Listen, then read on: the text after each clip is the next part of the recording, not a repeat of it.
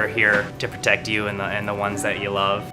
It's a good feeling to know that our efforts aren't going unnoticed. It actually brought tears to my eyes to know that we have this support. You're welcome. I must just say you're welcome. It's stressful, but we're not going anywhere. Welcome, everybody. This is another exciting session of Bucknell women's basketball through the decades. Today, we get to meet some players from the decade of the 2010s, and we're excited to do that. And I'm going to introduce our guests and then turn it over to Coach Woodruff, who will then have some questions for each of them. The first guest from our session today is from the class of 2015, and that's Audrey Dotson. And Audrey was an All-Patriot League second team player as a junior, and then she was All-Patriot League first team as a senior. She finished her career at Bucknell after being a two-time captain of the program with 1,285 career points. Our guests, and we're kind of in a theme here, our guests this session are all from odd-numbered years. Claire Boer from the class of 2017, and Claire was a Patriot League All-Rookie Team selection and then the Rookie of the Year in her first season with Bucknell. She was all Patriot League second team as a sophomore, and then all Patriot League first team as a junior and a senior. And she was also Player of the Year as a senior. She was a two-time NCAA tournament participant, played on the teams that went in 2015 and 2017. And she finished her Bucknell career with 1,678 points, which ranks her third on Bucknell's all-time list.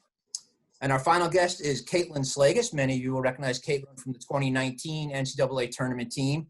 Kaitlin was also an all-rookie selection as a freshman and was also the Rookie of the Year. She was All-Patriot League second team as a sophomore and a junior, and she was All-Patriot League first team as a senior when she captained the team to the NCAA tournament. She was a two-time NCAA tournament participant as well, going in 2017 and 2019. And in between those 2 years, she went to the WNIT with the Bucknell team, both of those seasons. She finished her career with 1,487 points, which is seventh all-time, and she's Bucknell's all-time career-leading rebounder with 949 rebounds. So we've got a great group here for Coach to get to know. And Coach, without any further ado, I'm going to turn it over to you and enjoy the session. Well, thanks, Todd. I appreciate the opportunity, all your work setting it up and getting us to this point. So thank you. Ladies, great to see you. I have met two of the three prior. So Audrey, you're the only one I haven't had a chance to meet in person. It's great to say hello, even though just virtually. It's nice to put a face with a name. Excited about this. As you guys know, I just finished up my first season. Although cut short and disappointing at the end, we do feel very good about how the year went. And it is not lost on me, and I don't think on our team, that much of your work is what set the foundation for our success this year, even though it's a handful of years ago for some of you. The things you did and the foundation that you laid certainly is still here. And so I appreciate what you've done to help us. And to help me. So let's start with, we won't say oldest, we'll say, let's start with the least young member. Does that feel any better? I don't think so. So Audrey, you take this one first, and then just we'll pass it around. Let's go by age. So we'll go right to Debs and then Kaitlin. Take us back when you're going through the recruiting process, kind of walk us through that. And ultimately, you ended up at Bucknell, obviously. Why did that happen? What was the one or two biggest reasons? Yeah, the recruiting process, I think it can be a little overwhelming for sure. I think especially when you're a high schooler, not only are you trying to figure out where you want to go to college, but you're just dealing with high school things, schoolwork, friends. AAU is really intense your junior year. And that's when a lot of the pressure is on. So I think that spring I had a really great coaches in my AAU team, also my high school team, who were great and willing to support me. Leaned on them a lot. And the reason I ended up with Bucknell, it's kind of a small world. I was at a tournament playing a game, and my high school coach was there. And she actually knew the freshman year coach at the time, Kathy Federaca. they knew each other from a previous lifetime. And they were saying like, hey, I recognize this girl. She looks really good. And my high school coach was like, oh my God, she plays on my team. So I think the basketball community is a really small world. So she obviously had great things to say about Bucknell, and I went out to visit, and I just felt like this was a really good spot for me. So it's sort of fate, and I'm really glad I ended up there. Thanks. Claire? Kind of similar. So I got recruited by Coach Russell. So he came to one of my high school open gyms to see my best friend who's a year older than me. She was getting recruited to go to Chicago. So he was still there at the time. So she ended up going there, and then he actually ended up leaving before she started playing there. And I guess I was in contact with him after that open gym. I ended up going to elite camp, met a bunch of the team there as well, and ended up getting offered a few weeks later. And I just remember really loving the team at Bucknell, and all the staff was really awesome. And then obviously the academics, the campus was beautiful. So I ended up accepting the offer like right away. So it was definitely like a small world situation as well. So it was pretty cool. Slag? Yeah, no, I was all over the place in my process. I had an older sister who's 2 years above me, and she went to college just a half hour down the road from home. So I thought I always wanted to stay close because I saw her perk. So she made it to all my games in high school and all that stuff. So I was really against Bucknell at first, actually. I was like 3.5 hours is way too far for me. So I feel like I went on so many visits there. Debs probably saw me so many times on unofficial visits. But my parents always knew it was going to be a good fit. So they were like, Kate, why don't you just give it a year? If you don't like it, then we'll bring you home. So I gave it a year, and then 4 years later, I loved it. Great. So just because this is partially to help me learn, but fill me in a little bit where you're from originally. I know Schlage, you're Pittsburgh area, is that right? I'm from right outside of Pittsburgh. How about the other folks? Audrey? I'm from the DC area, right outside DC, Northern Virginia. Near American? Yeah, not too far. Okay, Exactly. that's a curse word. I loved sorry. going there, and Navy. Navy and American were great games for my family. Oh yeah. Claire? I'm from right outside Detroit, so Grosse Pointe, Michigan. Nice. Okay, so all three of you had success at Bucknell, varying levels, but success nonetheless. I'm just interested in hearing maybe the one or two things. What do you think were the biggest components or reasons for that success of your teams? Claire, you're going to go first. All right. I think when I entered as a freshman, the upperclassmen definitely like set the groundwork, and that was the culture that we wanted to instill within the program. Moving forward, we worked really hard in the weight room. We had really great staff all around. So really great strength coaches, great trainers. Our coaching staff was awesome. So I don't know. I think it was a good combination of just really great upperclassmen setting a good example, and then also just amazing staff all around that really helped us have success. Kaitlin? Yeah, no, I would have to agree with that. But Debs was my upperclassman, so yeah, kudos to her. No, when I was a freshman, Debs was a junior, so we went to the gym a lot together. And then Sune was also a junior, and Meg McGurk. So they really set the groundwork for us and showed us how hard you have to work to get what you want there. And then the coaches, like Deb said, they were great. Coach Lane always was in the gym shooting with us, and just mainly because he was our position coach. But yeah, no, the upperclassmen definitely set the groundwork there, and then the coaches helped that right along. Yeah, I mean, I echo everything they said. I think for my class it was a little bit different because Coach Lane and Coach Russell came in my second year, but they were awesome, and I think there was a lot of chemistry with them and amongst our team, and going through an experience like playing college basketball, it's the best thing you've ever done, but also the hardest thing you've ever done, and it bonds you. So the chemistry we had with each other, whether it was upperclassmen or underclassmen, like Deb's year, we were close with them too, and I think when that gels and you have a good year, it just feels right. Great. So try to take, now that you're out of it a little bit, and you can look at it from 30,000 feet, if you had to narrow it down and tell us the one experience that you remember the most, the one thing, outside of the town tavern, what would that experience be? Kaitlin? You mean just at Bucknell in general? Well, let's do the basketball piece, but if that rolls into something else, go for it. I think for me, because I just got back from Ireland and was on that team, I think the team component that Bucknell gave me and like the team support I had there was really the thing that stood out the most, just because I knew I could go to them for anything. We would go to practice, then go to the CAF, and then go to the library all together. So that was just really fun, because then overseas it was different because it was just a different environment all in general. So I think looking back at my Bucknell experience, just how much of a team-oriented 4 years it was is really what I took away most. Audrey? Yeah, I think on the court, in terms of specific moments, I know we had 4 games my junior year where we had buzzer beaters game after game, and we won. It was amazing. It was such a fun experience, and I will always remember that. But I think more importantly than that, like the memories I have from that team, in particular my senior year, I think it was just a really fun group. And like I have never laughed so hard with the group. I cried with them. It was just like every emotion possible. So like on the court, it was great, but my fondest memories were just hanging out.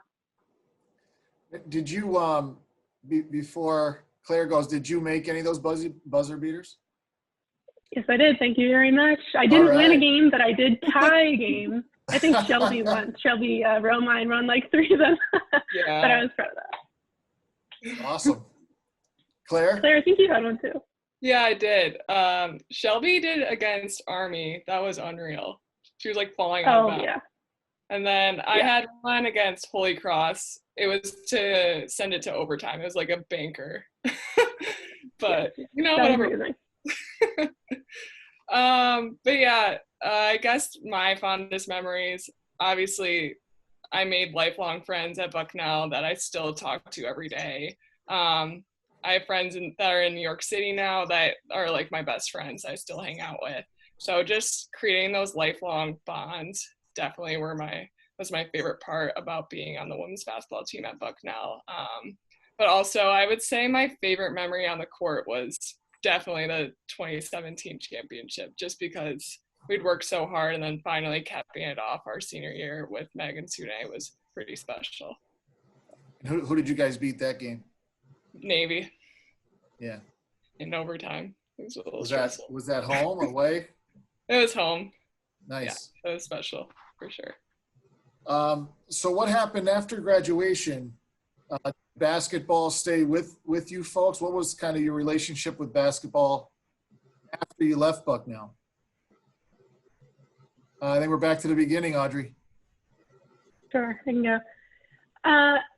Honestly, it was a transition. I think for the first year out of school, I struggled to figure out like who I was without basketball. Having it be such a big part of your life for 14, 15 years, whatever it was. It's really hard for it to just be done. That being said, I try to find ways to incorporate it into my life, whether it's playing pickup or summer leagues. I actually coached young girls for a couple of years, and that was really fun. And I think ultimately I'll probably continue doing that throughout times in my life. But I missed it, and it's something I still miss. I think I miss the team. I miss having something you can really dedicate yourself to.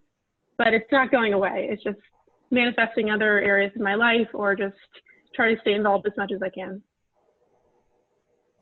There.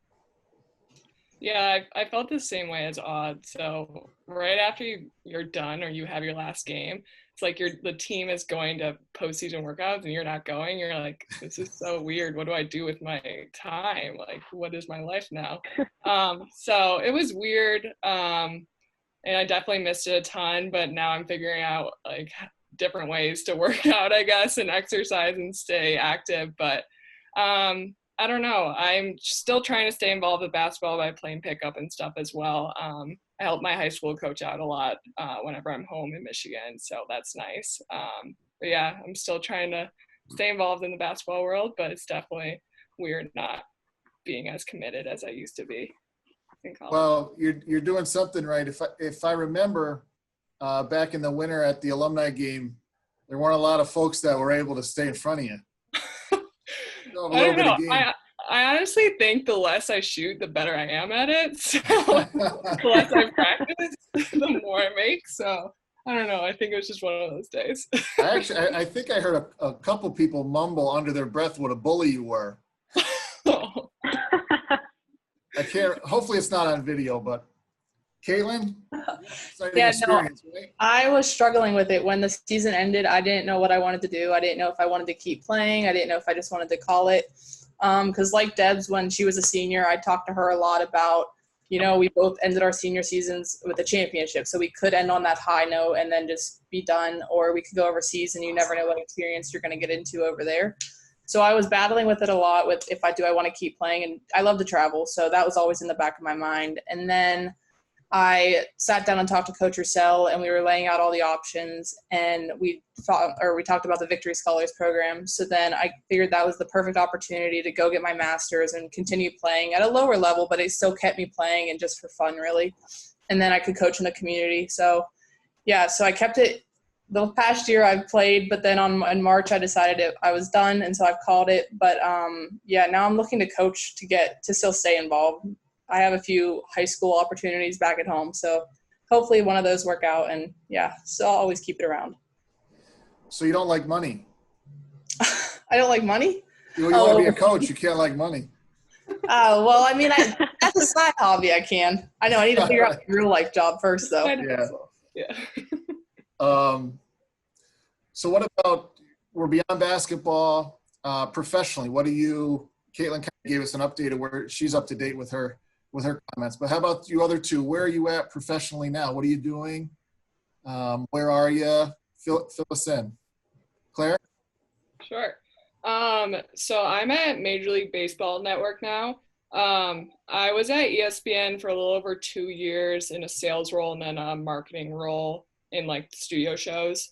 But now I'm at MLB Network doing marketing as well. So I've been there for about 9 months. It's a little strange right now because we don't really know what's going on with the baseball season, but I'm hoping it's coming back soon, so I have a little more work to do.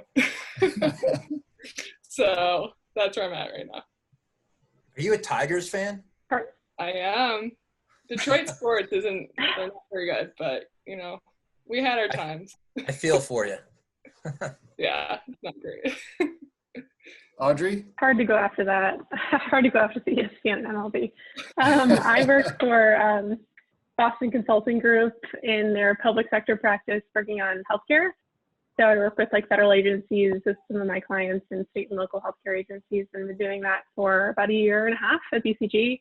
And prior to that, I was another consulting firm for 3.5 years. So not related to basketball at all, but still something I find really interesting, and that was important to me. Good. Well, based on your experiences, if we had a group of our current players on this call, what would you give them? What from your experience would you share to maybe help get them where they want to go? Career-wise or basketball-wise? No, just life experience, advice in general, whatever you think would help them. Kaitlin? I think for me, it was the big traveling thing, and my family's really close, so that's what I battled with a lot. But I think just go for it. If anything you want to do, just if it's risky, just do it, because you might fall in love with it. And I took a risk with Bucknell, and I fell in love with it, and then I was unsure about overseas, but it was worth the risk, so I went for it. So I mean, depending on how risky it is, be careful. But if you're uncertain about anything, just check it out and then go for it. Don't let anything. Wear a mask. Just wear a mask while you're doing it. Yeah, just wear a mask and then check it out and go. Audrey? I think the biggest thing that actually I learned from playing basketball in particular at Bucknell is that I'm much stronger mentally than I think I am, and often I would say to peers too. And I think when you play a college sport, you learn what hard really is.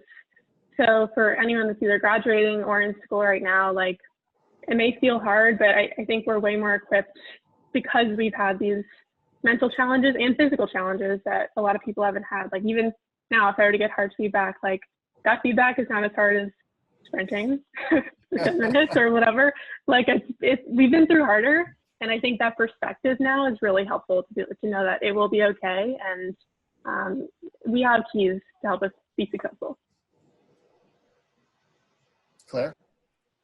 Yeah, I agree with exactly what both of them said. Like Schlage said, taking risk and stepping out of your comfort zone. I guess professionally, I'm from like the Detroit area, like I said, and moving to New York was like it was a really big thing for me, and it's something I never thought I'd do, but I ended up falling in love with the city, and because I had those bonds at Bucknell with teammates and also just like friends outside of the sport, it definitely led to friendships in the city and made me feel more comfortable. And I definitely really enjoy living there now. And it wasn't ever something I thought I'd do. But in regards to what Aud said, I totally agree. Like, I feel like I'm at my job, and if I get any hard feedback, I'm like, no, it's not that bad. Like, it's not that bad. They're not yelling in your face, so it's fine. Right. I'm like, coach isn't yelling in my face right now. It's fine. It's just an email. But yeah, I totally agree with both of what they said. So I don't know, advice to the team, I'd say just work as hard as you can, just because you don't have that much time at Bucknell. And I definitely wish I could go back and even do a 2.5-hour practice, even though they suck at the moment. I just miss it so much, and I'd do anything to be back. Okay, so we're just about to the end. I'd just be interested to turn this around on myself a little bit. Fire a question at me if you want, or advice at me as to how I could be the best I could be to continue the success that Bucknell has had. So whether it's advice, questions for me about what we're trying to do, anything that jumps to your mind. Audrey. Of course, this is the toughest question to start with. I think my advice, and I'm sure you're doing this, is to really form the relationship with your players outside of the basketball court. I think Coach Russell was good at this, like having one-on-one check-ins and getting to a point where I can feel comfortable texting him if I wanted to talk to him individually and not feel pressured or weird about it. And my junior and senior year, I had this hip injury that stressed me out and it physically wore me out. And I think luckily I felt comfortable enough with him to be like, I really need to take a practice off, even though I felt so guilty about it. And he was cool with it. And we just had that kind of relationship. So my advice, like I said, was just to form those bonds early. And I think it will go a really long way to building that sense of trust. Thank you. Claire? Yeah, I definitely agree with Aud, and I don't know, just being able to have fun with the team. Like, we always did so much fun things outside of basketball, barbecues, parties, I don't even know, just like volunteering activities were even a ton of fun, like a Halloween parade. So just having fun with the team, I don't know, just taking advantage of that and being able to form those bonds by having a good time outside of basketball really connects you. So Kaitlin probably got some horror stories this year from the team. Nothing too bad. Closest with our current group, she probably got a bunch of stuff.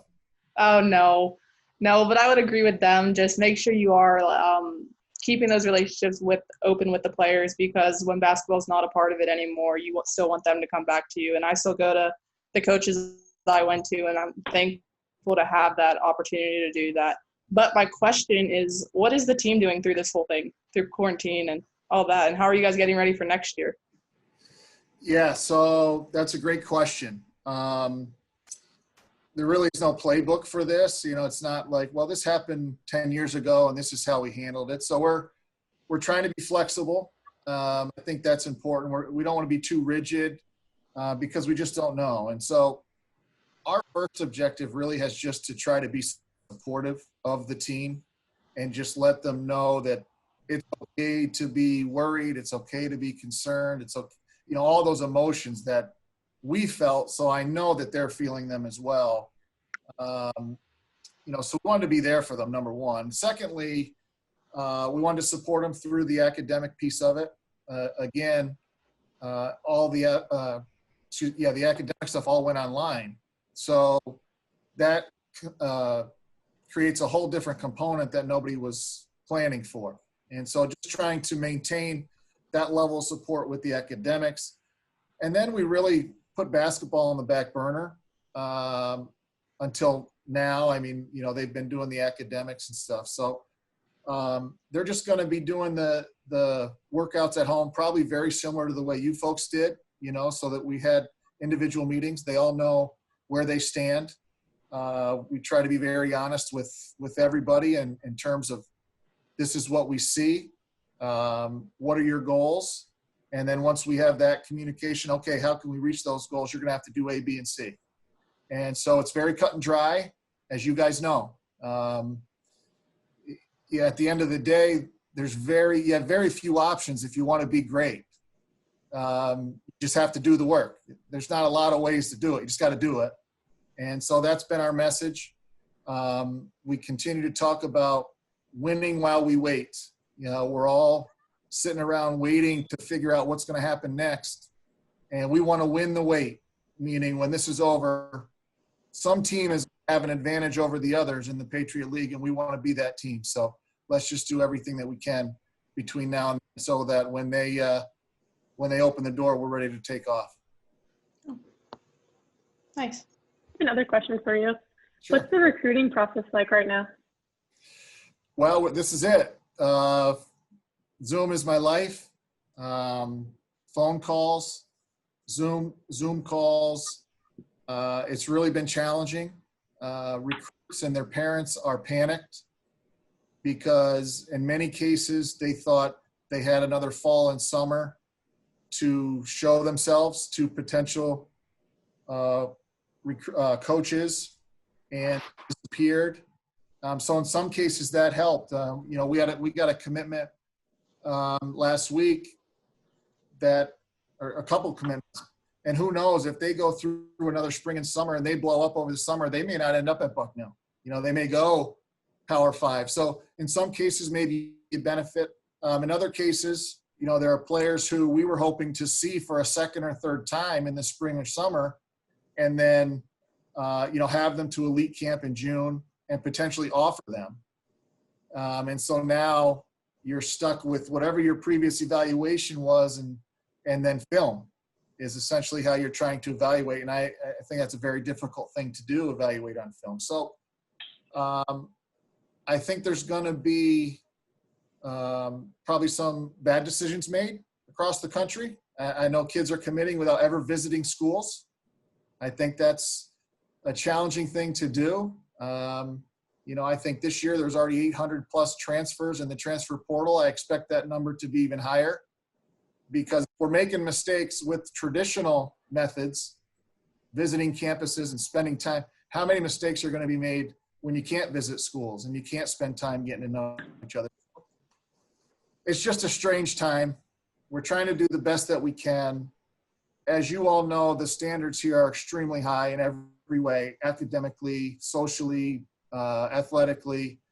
We certainly are not going to use the coronavirus as an excuse to drop the standards. But it's not easy. We're doing the best that we can, and we feel fortunate that we have such a great product to sell to people because there are a lot of other schools out there who wish they were Bucknell. We know that. And so their challenges are just as great or greater. Good question.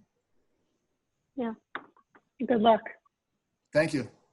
Yeah. Were you guys able to catch any games this year other than the alumni game? Oh, yeah. They were on a little late for me. Oh, yeah.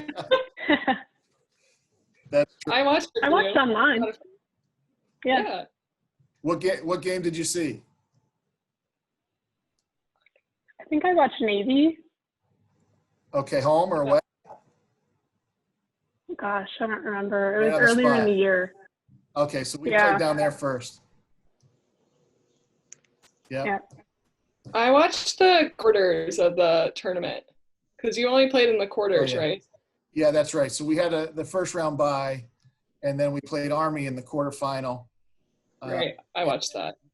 We were set to play Holy Cross in the semifinal. The night when everything got shut down, we actually had come off the floor from walkthrough, from our pregame prep, and I got a phone call from the athletic director and said that they were going into a meeting that he suspected it was going to be shut down, because if you had we're watching TV, it was just going across the country, Big Ten, Big East, ACC, they're all just falling in line. So it was only a matter of time. And so we were disappointed, but then Partying was like, well, that means we get to go to the tournament, the NCAA tournament. If they still have that, we would go as the regular season champs. So we were holding out hope, but that didn't last long either. They pulled the plug on that, and then here we are. I did make for it your seniors this year. I'm sorry, what's that, Kaitlin? No, I was going to say I did make it to the St. Francis game this year. Oh, that's right. I remember that. I was there. Oh, wait, weren't you at American too? Was that you? Somebody was at American. Megan Mickelson and Rachel Dumiak were. That's right. That's right. Audrey, did you say something? I was saying I feel for your seniors this year. Yeah. That's tough. I know the feeling when it was my last game and I knew it was coming. Yeah. I can't imagine to just not have that. So they'll be okay. I think the memories will last, but I understand how they're feeling. Yeah, two great kids too. They killer students, great people. They had a really tough senior year. You get a new coach. You have this picture in mind. My senior year is going to be. They get a new coach who doesn't know what he's doing, and it gets cut short. So I was like, miserable in some cases. But two great folks. We're going to miss them. Excited to follow Ellie at Oregon, though. Oregon State.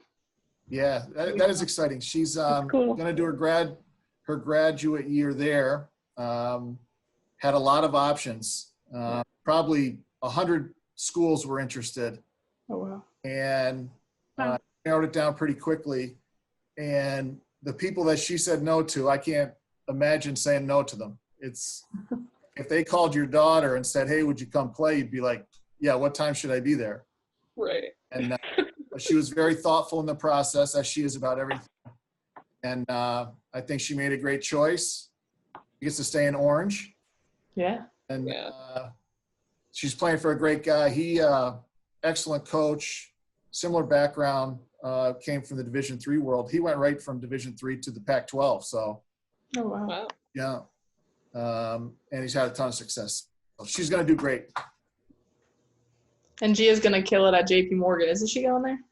Yeah, she's like already working, and I think what they call onboarding process. Oh, wow. So yeah, they got an all-star. They knew it too. That's why they early. Yeah. So anything else?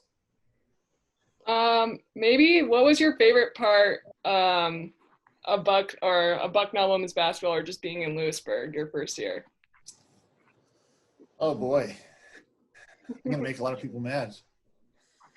One. So, not the pizza. I'll say that. I am down on pizza in Lewisburg. Like, that is a major food group for me.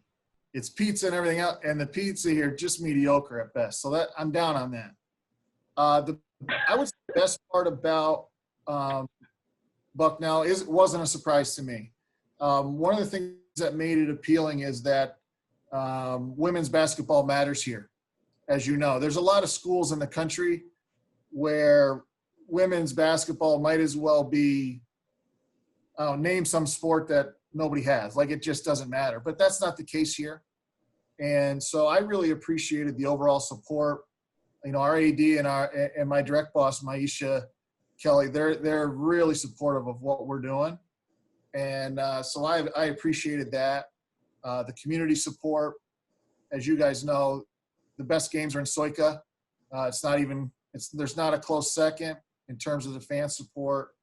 So I would say that is the one thing I'll take away from the year if I had to pick just one. And Todd, I think pizza pie's pretty good. Nothing would happen around just here. For the record. Trust me when I tell you. Pizza pie is pretty good. Wait, Oh, what's Picking up for there's them. that newer one by Giant that's decent too. What's it called? Tornitos. Yeah, that one's okay. we better not say any names just in case they're not supporters. They're not spending advertising dollars. We're not saying their name. Claire, Be you're in careful New York. there. You're in New York, and you think this pizza's good. You could walk to 10 places in 3 blocks. That's true. I do like Detroit style pizza though, but New York's a good second.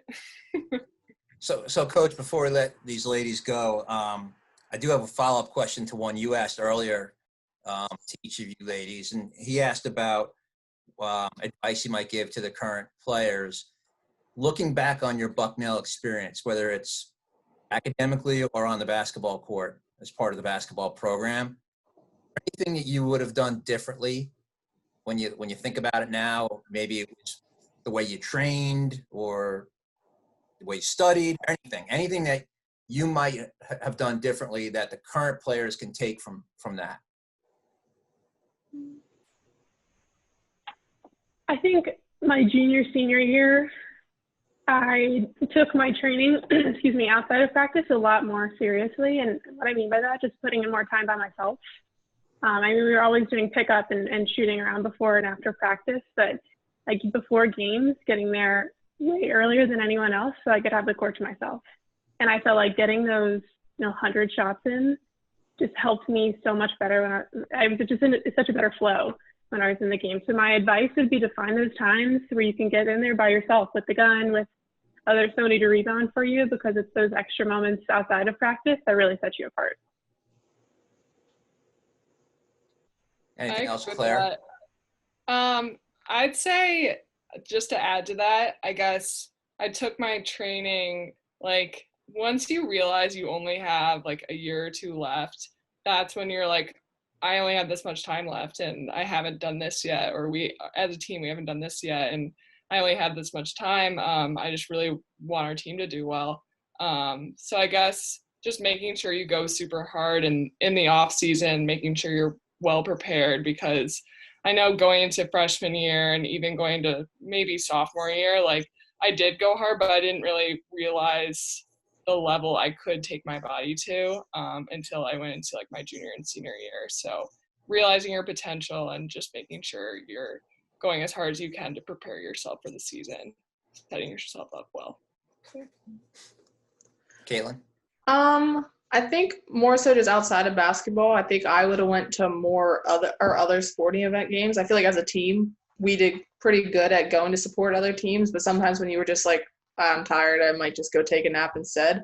I think you should actually just like overcame that and went to support them, because we did get a lot of support from other teams at our games. So I think when you go and support the other teams, like that really helps us get support. So I think I would have done a little bit better of a job, I guess you could say.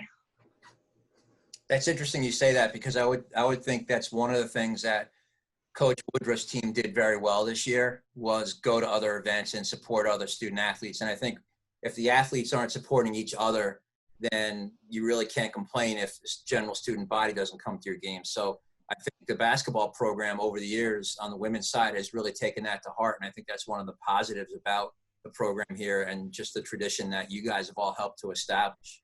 Coach Woodruff, you have any other questions for these ladies? No, they've been great. I just want to say thanks.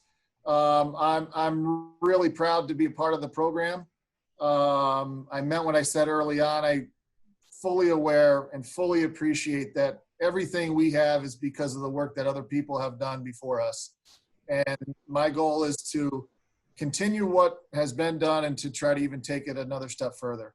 And I appreciate this opportunity. I look forward to seeing all of you again. Audrey, I look forward to meeting you in person.